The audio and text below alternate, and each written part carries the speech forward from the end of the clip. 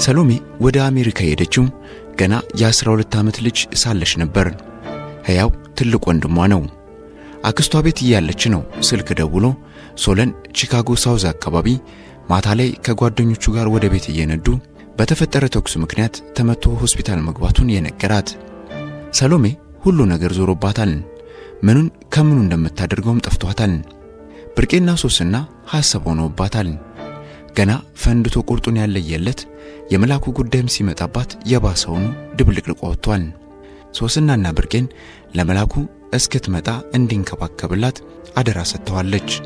መላኩ በልቡ እወድሻለሁ አፈቅርሻለሁ ቢልም በአፉ መናገር አቅቶት በአይኑ ብቻ ስሜቱን ለመግለጽ ሞክሯል። ሰሎሜ ረጅሙን የአውሮፕላን ጉዞ ጀምራለች። የሶለንን ተጫዋችነት፣ ተላፊነትና ቀለኝነት የሚያመጣቸው ሐሳቦች ሁሉ በአንድ ጊዜ እየተመላለሱ አሰቃዩት። 3 ወር ገደማም ሰሎሜ ጋር ደውሎ ሊወጣ ከማይችለው ማቅ ውስጥ እንደገባም ነግሯታል። ዝርዝሩን ሊነግራት ያልፈለገበት ጉዳይ ምን እንደሆነ እያሰላሰለች ሙሉ እንቅልፍ ያልሆነ ሰመመን ውስጥ ገብታለች። በሰመመን ውስጥ ራሷን ያየችው በአውሮፕላኑ ጣራ ላይ ቆማ ነው። እንዴት አንዲት ጥይት ይህንን ሁሉ ማጥፋት ማበላሸት ትችላለች እያለች የተቆለፈበት ቁልፍ የረጅም ልቦለድ የመጽሐፍ ትረካ ክፍል 6ን እነሆ።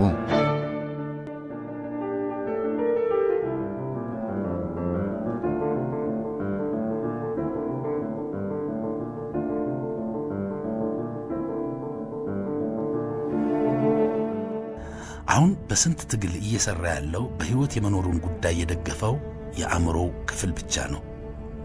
ሐኪሞቹ አውቀው በፈጠሩት ኮማና በአደጋው ክብደት ምክንያት ሌሎቹ የአእምሮ ክፍሎች ከሥራ ውጭ ሆነዋል።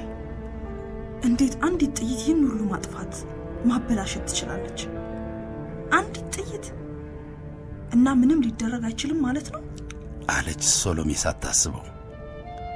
ጥያቄውን ድምፅ አውጥታ ጠይቃ ኖሮ ድምጿ በሶሎን ጭንቅላት ከዳር እስከ ዳር እንደ ገደል ማሚቱ አስተጋባ። ድንጋጤውና ሐዘኑ በፈጠረባት ስቃይ እጇን ራሷ ላይ አድርጋ ጥይቷ ላይ ቁጢጥ ብላ ተቀመጠች። ምንም ነገር መለወጥ የማትችል ሆኖ ስለተሰማት ራሷን ጠላች። በተለይ የተቀመጠችባትን ጥይት የወንድሟን አእምሮ ከጥቅም ውጭ ያደረገችውን። አሁንም አንዲት ጥይት ብላ ስትጮህ ማስተጋባቱ የፈጠረው ነውጥ በይበልጥ ሁሉን ነገር ማጉላት ጀመረ። ያለችበት የሶለን ጭንቅላት እየገዘፈ እሷ እያነሰች ስትሄድ ይታወቃታል። እያንዳንዱ የጭንቅላቱ መተጣጠፊያና ክፍል እየሰፋ ራሷን ካንድ ከፍ ያለ ጉብታ ላይ ሆና የማትጨርሰው ሰፊ ሜዳ ላይ አገኘችው። በሶለን ጭንቅላት ውስጥ ሲሰቃዩ ያየቻቸው ሴሎች ድንገት ሰዎች ሆነው ስታይ ከፍተኛ ድንጋጤ አደረባት። በእርሱ ጭንቅላት ውስጥ ያየችው ደም በየስፍራው ተረጭቶ አየች። እዚህ ግን ብዙ ጥይት ነው በየሜዳውና በየተራራው ተንጠባጥቦ ያየችው። ያየችው ነገር ስለተደበላለቀባት አቅራቢ መነጽሯን አውጥታ ከዳር እስከ ዳር ለማማተር ሞከረች። አሁንም መነጽሩ ላይ ብልጭ የሚለውን ቦታ ብዙም ሳታስብ ጫን ብትለው በጊዜ ውስጥ እዚያው ባለችበት ቦታ እንዳለች ወደ ኋላ ይዟት ነጎደ። እንዴ ይሄ ሁሉ ሰው እንደ ሴል ሆኖ ነው እንዴ ይህንን ጭንቅላት የሞላው ብላ አሰበች። የሞቱ የቆሰሉና የተበላሹ አያሌ ሴሎች ታዩት። ሴሎቹ ደግሞ ሰዎች ናቸው። የሶለን ክፍሎችና የሰውነቱ አካላት የቆመችበት የምድር የተለያዩ ህዝቦች ሆነው ተለወጡ። አሁን ገና ገባት። አሁን ከሶለን ጭንቅላት ወጥታ በአንድ ሀገር ጭንቅላት ውስጥ ገብታለች። በዘመናት ውስጥ ተቆጥሮ የማያልቅ ጥይት ያቆሰለው ጭንቅላት። ይህ ጭንቅላት የፈጠራ ችሎታው፣ ጥበቡ፣ ዕውቀትና ስልጣኔው፣ የመስራት አቅሙና መነሳሳቱ ሁሉ ተበላሽቷል። ያለውን ሀብትና የተፈጥሮ ጸጋ መጠቀም አቅቶት በህመምተኛ አልጋ ላይ እንዳለ ሰው በእርዳታ ቃሬዛ ላይ ተጋድሞ ከውጭ በሚገኝ ሕይወት ማቆያ ገዛ ሲንገታገት አየችው። የታመመ አገራዊ ጭንቅላትና ህብረተሰባዊ አእምሮ። ከምስራቅ እስከ ምዕራብ፣ ከሰሜን እስከ ደቡብ ጉዳቱ ያላገኘው ምንም ክፍል የለም። በሶለን ጭንቅላት እየዞረች እንዳየችው አሁንም ይህንን ትልቅ አገራዊ ጭንቅላት ከወዲያ ወዲህ እየበረረች ብታየው ያው ነው። ህመሙ ጽኑ ነው። ግራ ገብቷት ባንድ ትልቅ የጥይት ቅርጽ ባለው መጠኑ ከተራራ የማያንስ ነገር ላይ ቆማ ነበር። ምን እንደሆነ ጉጉት ስላደረባት እየበረረች ዙሪያ ገባውን ተመለከተች። በመጨረሻም አንድ በር አግኝታ ወደ ውስጥ ለመግባት ብትጓጓም ልትገልጸው የማትችለው ፍርሃት ስለወረራት ትንሽ አመነታች። ወደ በሩ ጠጋ ብላ በሩ ላይ የተጻፈውን ስታይ የዘመናት የጦርነት የግጭትና የጉስቁልና ታሪክ የሚል አነበበች።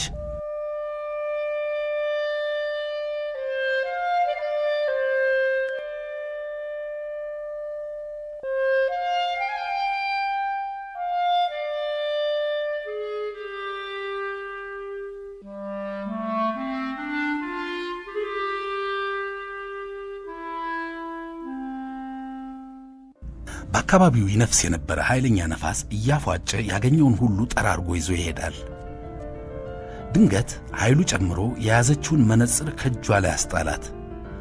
እያየችው እየተንከባለለ ታች ከገደሉ ውስጥ ወድቆ ሲከሰከስ ተሰማት።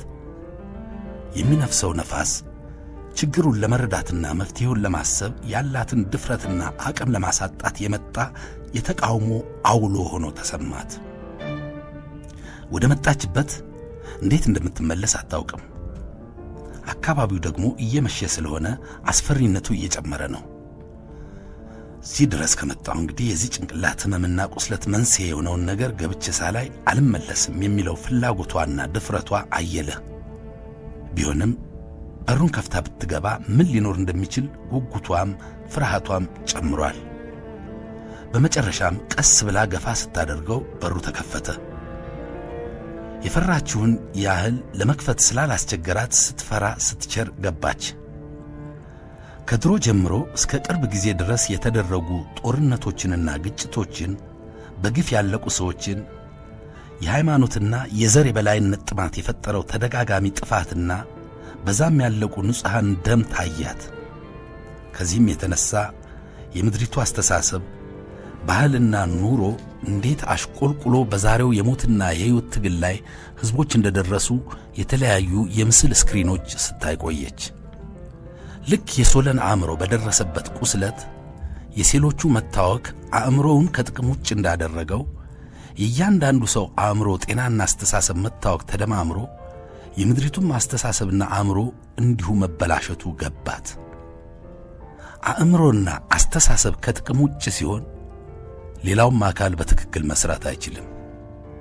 ይህንን እያሰበች በጣም ወደ ጨለመው የውስጠኛው ክፍል ስትደርስ ከኋላዋ ያለው በር ጥርቅም ብሎ ሲዘጋና ክፍሉ በከፍተኛ ጨለማ ሲዋጥ አንድ ቀዝቃዛ እጅ ፊቷ ላይ ሲያርፍ ማሚዬ ብላ ደንብራ ከሰመመኗ ስትነቃ የአውሮፕላን ወንበሯ ላይ ተቀምጣ ራሷን አገኘችው።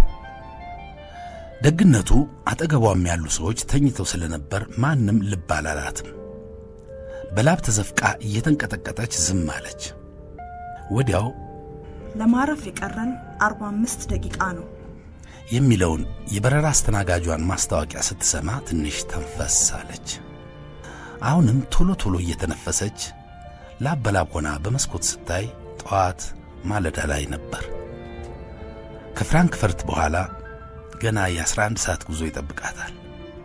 እንደገና መተኛት ስለፈራች አውሮፕላኑ ውስጥ ያገኘችውን መጽሔት ለማንበብ እየሞከረች የቀረውን መንገድ ጨረሰች። ጥይት የሚለው ሐሳብ ጥላቻ የሚለውን ስሜት አዝሎ ተሰማት። ሕልሟን ግን ለጊዜው ማሰብ አልፈለገችም። ሕልም መሆኑ እፎይ ቢያስብላትም ሕልም ብቻ ነው ብሎ ለማመን ግን አእምሮዋ ዝግጁ አልነበረም። በሕልምና በእውን ዓለማት መካከል ያለው ግድግዳ እንቅልፍ ይሆን ወይስ ንቃት?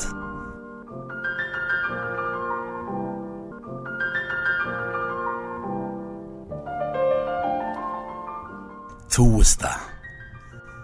መልአኩ ሌሊቱን ሙሉ የረባ እንቅልፍ ሳይተኛ ሲገላበጥ ነው ያደረው። ሰሎሜን ከሸኘ በኋላ እንግዳ የሆነ ፍርሃትና ብቸኝነት ተሰምቶታል። እቤት ከገባም በኋላ ሸሚዙ ላይ የተወችው ጠረኗ የአፍንጫውን ወለል እየዳሰሰ ወደ ጭንቅላቱ ጓዳ ሽው ሲል ነው ያመሻው። ጠረኗ ደግሞ ትዝታን እንደ ክብሪት እየጫረ በልቡ የናፍቆትን ወላፈን ዛሬውኑ ሊያምቦለቡል ከጅሏል። ከዚያም እንደምንም በስሱ እንቅልፍ ቢወስደውም በሌሊት ነው የነቃው። ገና ከሌሊቱ 11 ሰዓት ነው። አልጋ ውስጥ መቆየት አልፈለገም። ተነስቶም ደግሞ ምንም የመስራት እቅድ የለውም። የጀመረውን መጽሐፍ ለማንበብ እጅግም አላማረውም። እናቷ የሄደችባት ልጅ አንዳንዴ በምንም አትጽናናም። መላኩን አሁን የተሰማው ስሜትም ያንን ይመስላል። እየተሰማው ያለው ስሜት ስም ሊሰጠው ያልቻለው ስሜት ነው። ሌላው ቀርቶ ምንም አለማድረግ ራሱ ቋጥኝ የመሸከም ያህል ነው የከበደው። ደግሞ ምንም ማድረግ አይፈልግም። የሚፈልገው የተወሰደበትን ነው። የተወሰደበት ደግሞ እርሱ ስም ሊሰጠው አልቻለም እንጂ አሁን ወደ አሜሪካ እየበረረች ያለችው ሰሎሜ ናት። ቢያለቅስ ደስ ይለው ነበር። ግን እንባ እንደ ገመድ አይጎተት፣ እንደ ቧንቧም አይከፈት። የሚያለቅሱ እውነትም እድለኞች ናቸው። ወዶት ያልተነጠቀው ሰው የለም። ስለዚህ አሁን የሚሰማው ስሜት የአንድ ጊዜ ሳይሆን የተነባበረው ድርብርብ የመነጠቅ ሰቆቃ ነው።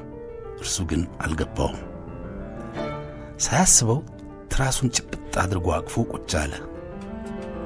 ትራሱ ግን አይሰማ አይለማ፣ ወረወረው። እሪ ብሎ ቢጮህም ደስ ባለው። ግን ወደማ ምንስ ብሎ መልስ አልነበረውም።